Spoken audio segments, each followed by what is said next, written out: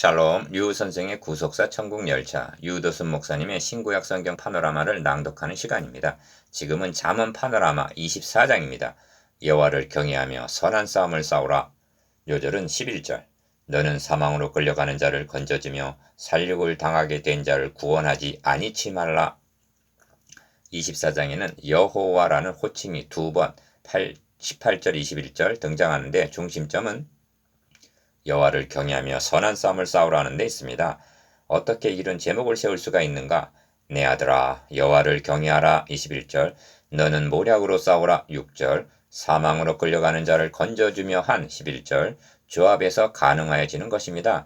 이런 맥락에서 본장에는 지혜 있는 자는 강하고 5절, 모략으로 싸우라 승리는 모사가 많음에 있다 6절, 사망으로 끌려가는 자를 건져주며 11절, 악한 자여 의인의 집을 엿보지 말며 15절, 7번 넘어질지라도 다시 일어나려니와 16절, 반역자로 더불어 사귀지 말라는 21절 등 전투적인 언어가 많이 등장합니다. 도표를 보시면 여호와와 왕을 경외하고 반역자로 더불어 사귀지 말라는 말씀을 중심으로 1. 악인의 형통을 부러워하지 말고 지혜로 집을 건축하라. 2. 지혜 있는 자는 강하고 너는 모략으로 싸우라. 3. 환난 날에 낙담하지 말라. 4. 사망으로 끌려가는 자를 건져주라 하십니다. 5. 내 아들아 꿀을 먹으라. 지혜가 너의 영혼에게 꿀과 같다 하면서 6. 악한 자의 의인의 집을 엿보지 말라. 의인은 7번 넘어져도 다시 일어난다 말씀합니다. 7. 재판할 때 낯을 보아주지 말라 하시면서 8. 마지막으로 게으른 자의 포도원 이야기로 끝을 맺고 있습니다. 첫째 단은 1절에서 12절 사망으로 끌려가는 자를 건져주라. 둘째 단은 13절에서 22절 의인은 7번 넘어져도 일어난다. 셋째 단은 23절 24절 황폐한 게으른 자의 포도원. 주제 여호와를 경외하며 선한 싸움을 싸우라. 1. 24장에도 여호와가 두 번 등장하는데 18절 21절 한 번은 여호와를 기쁘시게 하는 것 18절과 결부가 되어 있고 한 번은 반역자로 더불어 사귀지 말라 한 21절 반역과 결부되어 있습니다. 본장은 이를 염두에 두고 상고함이 마땅합니다. 2.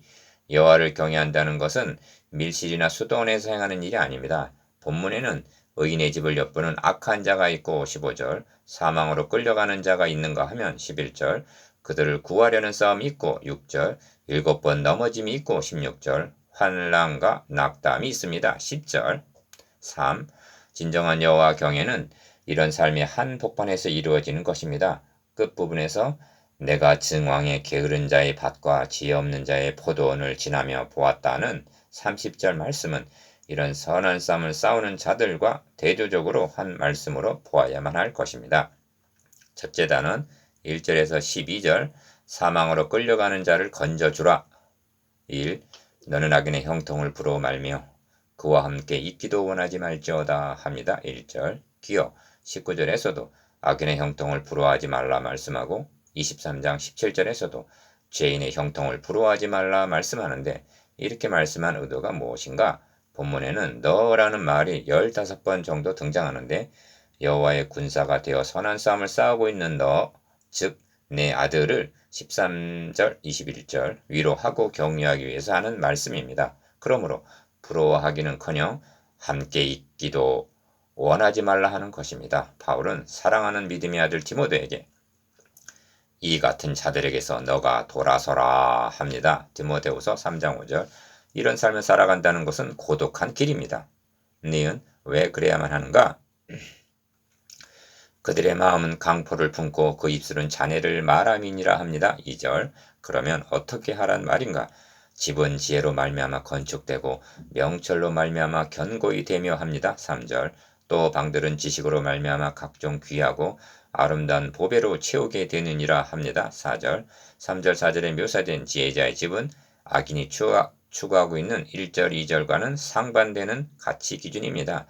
하나님을 경외하는 자의 방을 장식한 각종 귀하고 아름다운 보배가 무엇인가? 디귿 3절과 4절에는 각각 말미암아가 있는데 집은 지혜로 말미암아 건축되고 방들은 지식으로 말미암아 아름다운 보배로 채우게 된다면 지혜와 지식은 하나님을 아는 것이요 하나님 경외요 은혜요 믿음인 것입니다. 리을 도표에 표시된 대로 지혜로 지은 집은 아름답기만 한 것이 아니라 지혜 있는 자는 강하고 지식 있는 자는 힘을 더하느니 하고 5절 강하고 힘이 있다 말씀합니다. 23장 11절에서는 구속자는 강하시니 합니다. 그렇다면 이를 알고 믿는 지혜 있는 자는 강하고 지식 있는 자는 힘을 더한다는 것은 너무나 당연한 것입니다. 여러분은 강한 자입니다. 얼마나 강한지 아십니까? 이기는 자와 끝까지 내 일을 지키는 그에게는 만국을 다스리는 권세를 주리니 그가 철장을 가지고 저희를 다스려 질그릇 깨뜨리는 것과 같이 하리라. 나 구속자도 내 아버지께 받은 것이 그러하니라. 계시록 2장 26절 27절라고 한 그만큼 강하고 힘이 있습니다. 이는 이 복음은 모든 믿는 자에게 구원을 주시는 하나님의 능력이 됨이라 한 복음의 능력인 것입니다. 로마서 1장 15절 15절 16절 그러므로 너는 모략으로 싸우라. 승리는 묘사가 많음에 있느니라 합니다. 6절 기억 20장 18절에서도 모략을 베풀고 전쟁할지니라 하는데 모략이란 전략을 가리키고 모사란 작전 계획을 수립하는 자들을 가리킵니다. 그러면 우리에게 모략은 무엇인가? 22장 20절 21절은 대답하기를 내가 모략과 지식의 아름다운 것을 기록하여 너로 진리의 확실한 말씀을 깨닫게 하며 합니다.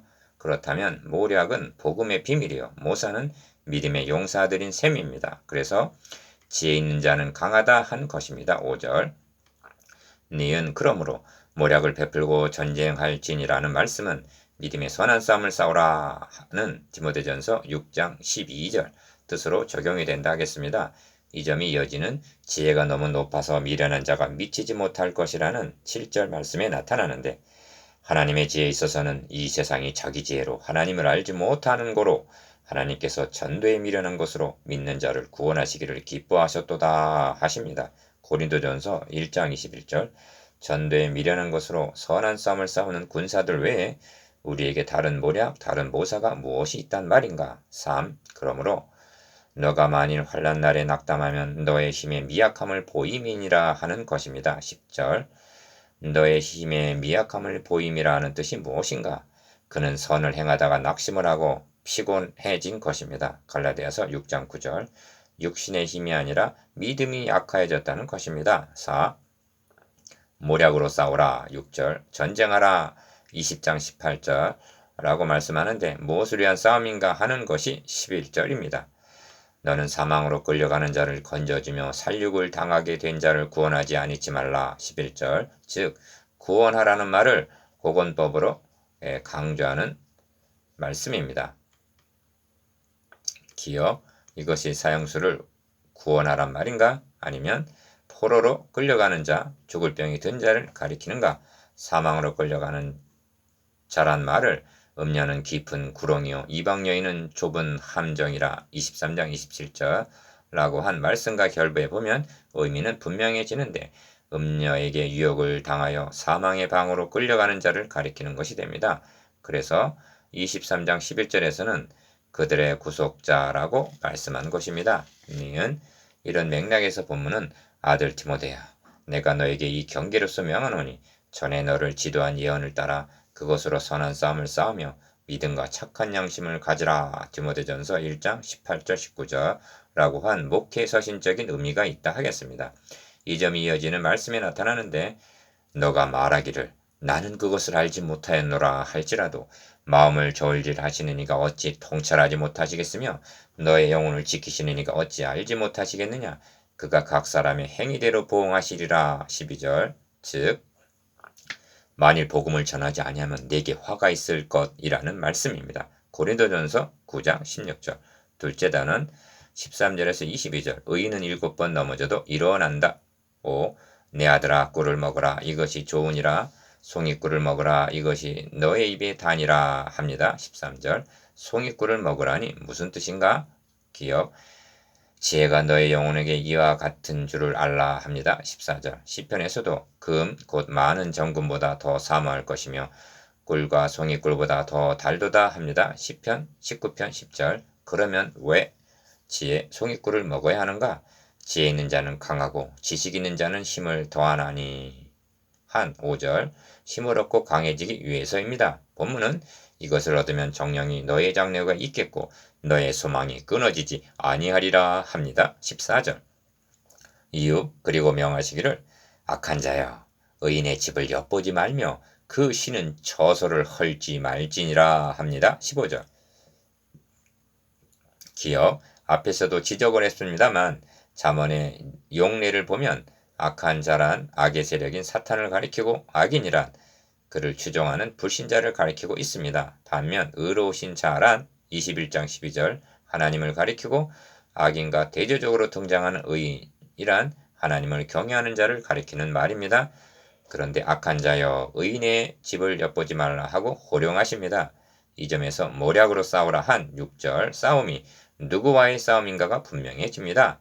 니은 그리고 하는 말씀이 대저 의인은 7번 넘어질지라도 다시 일어나려니와 악인은 재앙으로 인하여 엎드려지느니라 하고 16절 악한 자가 결코 의인을 정복할 수 없음을 말씀합니다. 디귿 너의 원수가 넘어질 때 즐거워하지 말며 그가 엎드려질 때 마음에 기뻐하지 말라 합니다. 17절 여기서 말씀하는 원수는 악인과 같은 의미로 불신자를 가리킵니다. 이 점이 너는 행악자의 득이함을 인하여 분을 품지 말며 악인의 형통을 부러워하지 말라. 대저 행악자는 장래가 없겠고 악인의 등불은 꺼지리라는 말씀에 나타납니다. 19절 20절 그렇다면 불신자란 불쌍히 여겨야 할 대상이지 넘어지는 것을 즐거워할 일은 아니라는 것입니다. 그러므로 여호와께서 이것을 보시고 기뻐 아니하사 그 진노를 그에게서 옮기실까 두려우니라 합니다. 18절 리을 이런 문맥에서 내 아들아 여호와와 왕을 경외하고 반역자로 더불어 사귀지 말라 하는 21절 중심 주제를 말씀합니다. 여호와와 왕을 함께 말씀하는 것은 신정 왕국의 왕은 하나님의 대리자로 세움을 받은 그리스도의 예표자이기 때문입니다. 반역을 한다면 대저 그들의 재앙은 속히 임하리니 이 두 자의 멸망을 누가 알랴 합니다. 22절 셋째 단은 23절 24절 23절에서 34절 황폐한 게으른 자의 포도원 7. 이것도 지혜로운 자의 말씀이라 재판할 때 낯을 보아주는 것이 옳지 못하니라 무릇 악인더러 옳다 하는 자는 백성에게 저주를 받을 것이요 국민에게 미움을 받으려니와 오직 그를 견책하는 자는 기쁨을 얻을 것이요 또 좋은 복을 받으리라 합니다. 23절 24절 기억 공정한 재판을 하라는 말씀입니다. 그러면 이 말씀이 재판관들에게나 해당이 되는 말씀이란 말인가? 그런데 견책하는 자를 기뻐하신다는 견책은 하나님을 경외하는 자라면 누구나 할 수 있는 일인 것입니다. 그러면 우리가 견책해야 할 일이 무엇인가?